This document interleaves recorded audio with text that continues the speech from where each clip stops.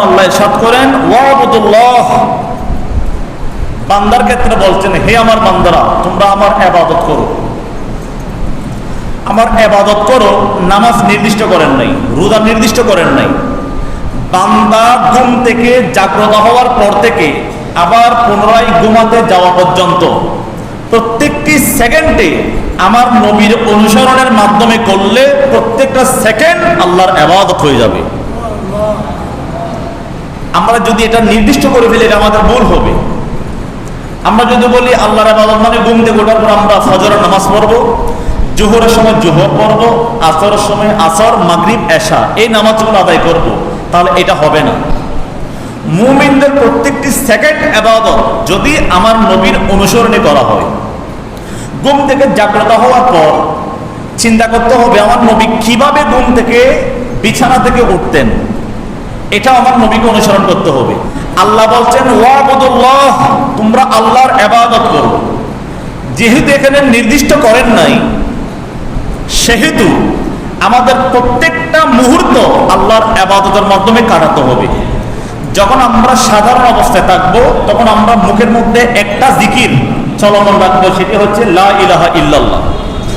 আমরা ঘুম থেকে জাগ্রত হয়ে নামাজ কালাম শেষ করে যখন রাস্তা দিয়ে হাঁটবো, কোনো কাজ নেই, আমি অন্যান্য আজে বাজে চিন্তা না করে যদি হাঁটার সময় আমরা চিন্তা করি লা ইলাহা ইল্লাল্লাহ লা ইলাহা ইল্লাল্লাহ, তাহলে আমি প্রতিটা কদমে কদমে যদি একবার লা ইলাহা ইল্লাল্লাহ জিকির করি, প্রথমত আল্লাহর জিকির হবে, দ্বিতীয়ত লা ইলাহা ইল্লাল্লাহর মধ্যে যতটি অক্ষর আছে প্রতিটি অক্ষর বিনিময়ে 10টি নেকি আমাদের আমলনামায় যোগ করে দেওয়া হবে। প্রথমত আমল, দ্বিতীয়ত জিকির।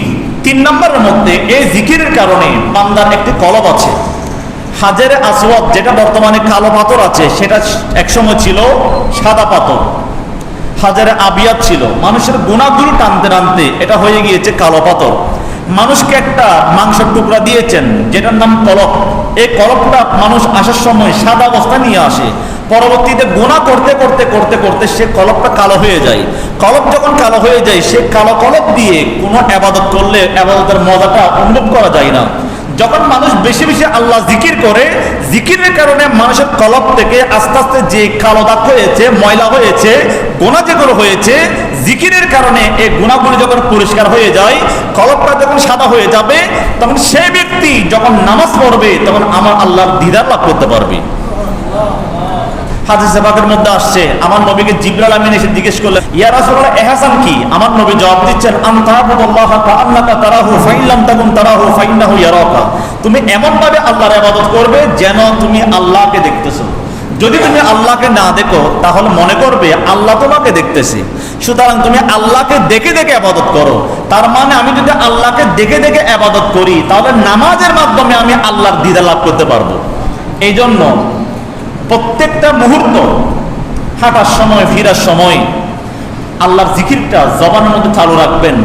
এটার আরেকটি উপকারিতা হচ্ছে, যখন আপনি লা ইলাহা ইল্লাল্লাহ এই জিকির আপনার জবানের মধ্যে সবসময় জারি রাখবেন, ওই সময় যদি আজরাইল মালাকুল মউত আপনার দরবারে হাজির হয়, তখনও আপনার জবান থেকে লা ইলাহা ইল্লাল্লাহ বন্ধ হবে না, এটা চলমান থাকবে। আর আপনি এটা যদি বলে বলে যদি দুনিয়া থেকে যেতে পারেন, একেবারে গ্যারান্টি হয়ে যাবে আপনি জান্নাতে যেতে পারবেন। জান্নাতে যাওয়ার জন্য বেশি কিছু লাগবে না, শুধুমাত্র যাওয়ার সময় আপনি সারা জিন্দেগি ইবাদত করেছেন, যাওয়ার সময় লা ইলাহা ইল্লাল্লাহ মুহাম্মাদুর রাসূলুল্লাহ জবান দিয়ে আসতেছে না, তাহলে সেই সারা জীবনের ইবাদত কোনো কাজে আসবে না।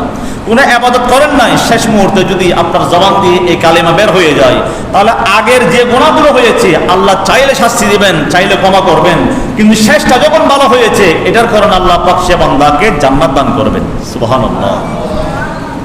এরপরে বলছেন ওয়ালা তুশরিকু বিহি শাইয়্যা, আল্লাহর ইবাদত করবে, আল্লাহর সাথে কোনো কিছুকে শরীক করবে না, অংশীদারিত্ব বানাবে না। শিরিক মানে 3টি ক্ষেত্রে। 1 নম্বর আল্লাহর জাতের ক্ষেত্রে, আল্লাহ একক, ওনার কোনো শরীক নাই, এটা বিশ্বাস করতে হবে। কেউ যদি আল্লাহর একটা অংশীদারিত্ব মানে এটা শিরিক হয়ে যাবে জাতের সাথে। 2 নম্বর সিফাত, আল্লাহর অসংখ্য গুণাবলী আছে, 99টি যে নামগুলো আছে এগুলো হচ্ছে আল্লাহর সিফত।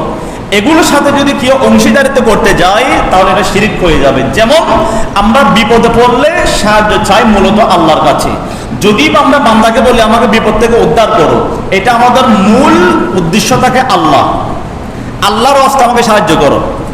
যদি বা বান্দাকে বলে আপনি আমাকে সাহায্য করেন, তো উনি তো আমাকে সাহায্য করার ক্ষমতা রাখেন না, উনি তো দুর্বল। যিনি জ্ঞানী, যিনি ধনী, উনি এ বান্দাকে ক্ষমতা দিয়েছেন বিদায় সে বান্দা আমাকে সাহায্য করতে পারবে। তার মানে মূল সাহায্যকারী আল্লাহ, ওনারা হচ্ছেন আল্লাহ প্রদত্ত ক্ষমতা। এই ধরনের বিশ্বাস করলে শিরিক হবে না। আরেকটা হচ্ছে ইবাদত, আর শিরিক ফিল ইবাদত। আমরা সকল ইবাদত করি একমাত্র কার জন্য? আল্লাহর জন্য। আল্লাহ ব্যতীত যদি এই ইবাদতের মালিক দ্বিতীয় কোনো ব্যক্তি হয়, তাহলে এটা শিরিক ফিল ইবাদত হয়ে যাবে। আমরা যদি বলি আমরা নবীর জন্য এই ইবাদত করতেছি, এটা শিরিক হয়ে যাবে। ইবাদতের মালিক একমাত্র আল্লাহ। এই জন্য আল্লাহ পাক সূরা আল আনআমের মধ্যে ইরশাদ করেন, কুল ইন্না সলাতি ওয়া নুসুকি ওয়া মাহইয়ায়া ওয়া মামাতি লিল্লাহি রাব্বিল আলামিন। আমার জীবন, ইন্তেকাল, আমার নামাজ, আমার কুরবানি সবগুলো একমাত্র আল্লাহর জন্য। সুতরাং ইবাদতের মালিক একমাত্র কে? আল্লাহ। কোন বান্দার জন্য ইবাদত করা যাবে না।